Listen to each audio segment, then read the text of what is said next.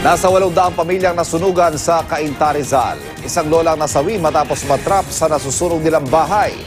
Narito unang balita ni Darlene Kai live. Darlene? Ivan, talaga raw nahirapan ang mga bumbero na apulahin ang sunog. Mabilis daw kasi itong kumalat dahil bukod sa gawa sa light materials ang mga bahay, ay masikip ang mga daanan sa San Buena Compound na Barangay Santo Domingo, Cainta, Rizal. Sa laki ng apoy at bilis nitong kumalat, umabot sa Task Force Alpha o ang ika-6 na pinakamataas na alarma ang sunog na tumupok sa mga bahay sa San Buena Compound, Barangay Santo Domingo, Cainta, Rizal. Sa drone video, kitang-kita ang lawak ng pinsala sa lakas ng lagablab. Pasado alas 5 kahapon nang magsimula ang sunog.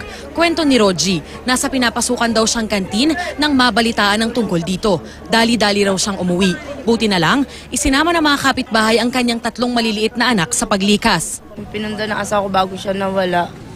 Yung bahay na iniwanan niya para sa mga anak niya. Wala na. Yan kung paano may babalik kasi nag-iisa lang sa buhay eh.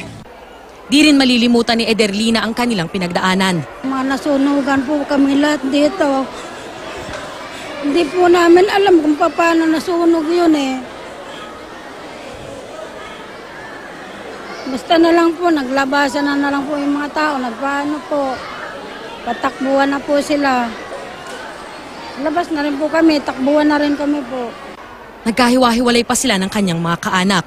Takbuhan na kami. Yung mga gamit namin, di nasalba. Si bebe, bet ko to. Yung nanay ko, naiwanan ko. Hanap na hanap ako, hindi ko makita.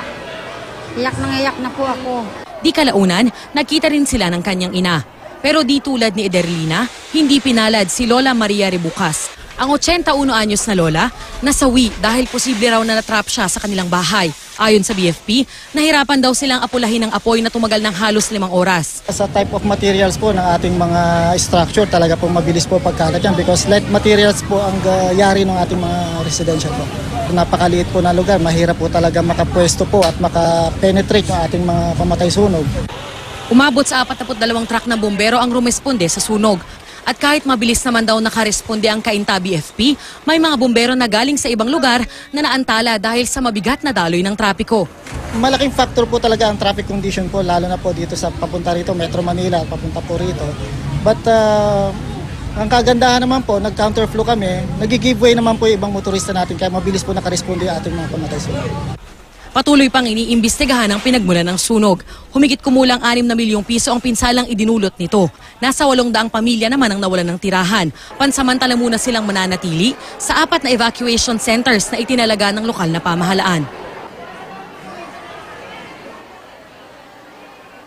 Ivan, narito tayo ngayon sa Riverside Covered Court, ang isa sa 4 na evacuation centers. Ayon sa Office of the Mayor ay pag-aaralan daw ng lokal na pamahalaan kung magdedeklara ng state of calamity dito sa Barangay Santo Domingo para mas mapabilis ang pagpapaabot ng tulong. Pero bukas naman daw sila sa sinumang nais tumulong sa nasa 800 pamilya na naapektuhan ng sunog. Yan muna ang latest mula dito sa Cainta, Rizal. Balik sa iyo, Ivan.